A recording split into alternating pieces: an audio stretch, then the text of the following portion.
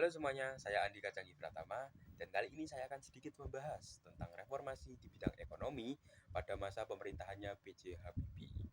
Nah, jadi dulu dalam reformasi ekonomi ini itu untuk mengatasi atau menanggulangi krisis moneter atau krismon ya yang biasa kita sebutnya itu yang melanda Indonesia pasca masa Orde Baru. Nah, jadi di reformasi ini itu beberapa kebijakan itu ditetapkan seperti yang pertama kebijakan moneter dan perbankan yang dimana ini tuh mengendalikan mata uang, mengendalikan uang bukan mata uang maaf, mengendalikan uang yang tersebar dan juga menaikkan suku bunga sertifikat Bank Indonesia menjadi sebesar 70%. Gunanya adalah untuk menstabilkan nilai tukar dari rupiah.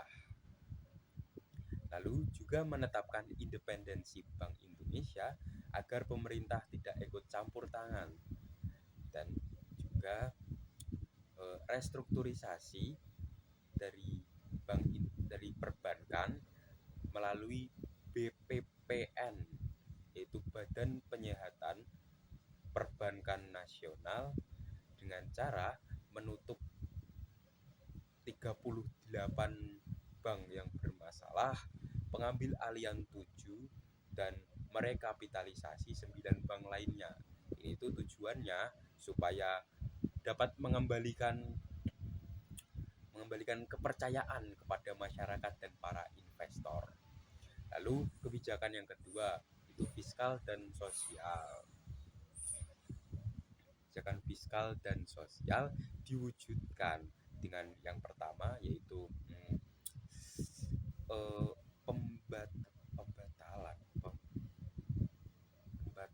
pembatalan sejumlah proyek infrastruktur.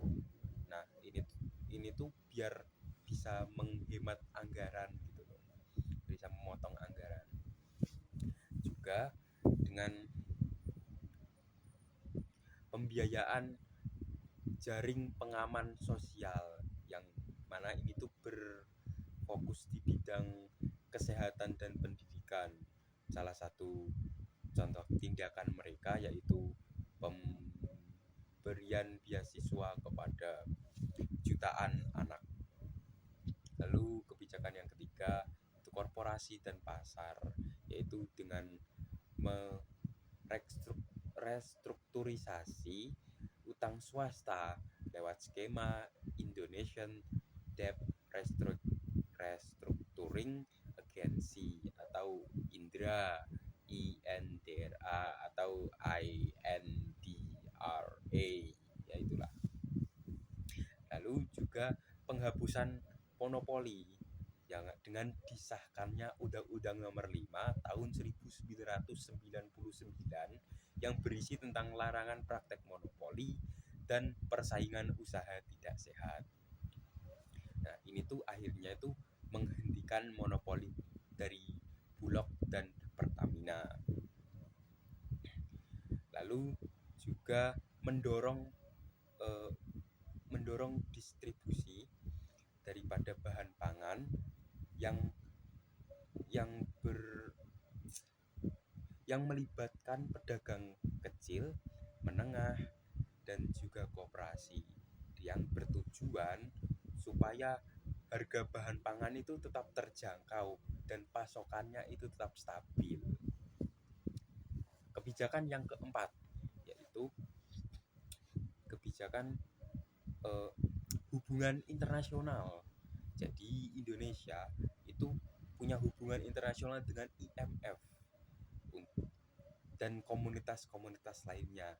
Ini tuh untuk membantu memulihkan keadaan ekonomi Indonesia pada saat itu dan juga untuk mendapatkan pinjaman. Lalu kebijakan yang kelima yaitu pemberdayaan ekonomi rakyat.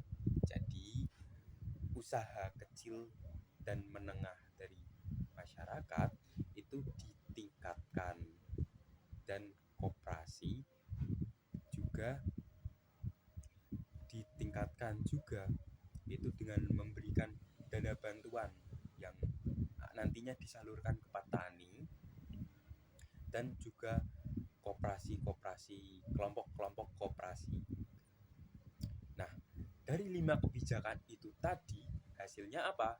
Nah, hasil dari 5 kebijakan itu tadi, yaitu yang pertama, nilai tukar Indonesia, nilai tukar rupiah pada saat itu 1 US dollar atau 1 dolar Amerika Serikat itu tuh pada saat itu kan mencapai sekitar 17.000 rupiah.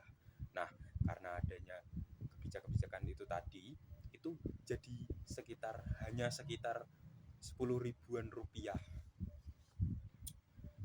Lalu juga penurunan inflasi dari yang tadinya sekitar 77% jadi tinggal 2%. Dan juga itu pemulihan ekonomi negara dari yang tadinya kontraksi minus 13% jadi 2%. Dan itu terjadi dalam 1 tahun. Gila ya. Ya memang hebat presiden ketiga kita satu ini. Kira-kira gimana ya kalau kebijakan-kebijakannya diterapkan di masa sekarang? Karena sekarang kan ya kurang lebih 1 dolar Amerika itu nilainya sekarang 16 sampai 17 ribu ya kalau nggak salah. Ya, sekian dari saya. Apabila ada salahnya silahkan komentar di bawah, karena saya sangat menerima akan kritikan. Dan juga ya udah itu aja sih. Thank you for watching, hope you enjoy the video and bye.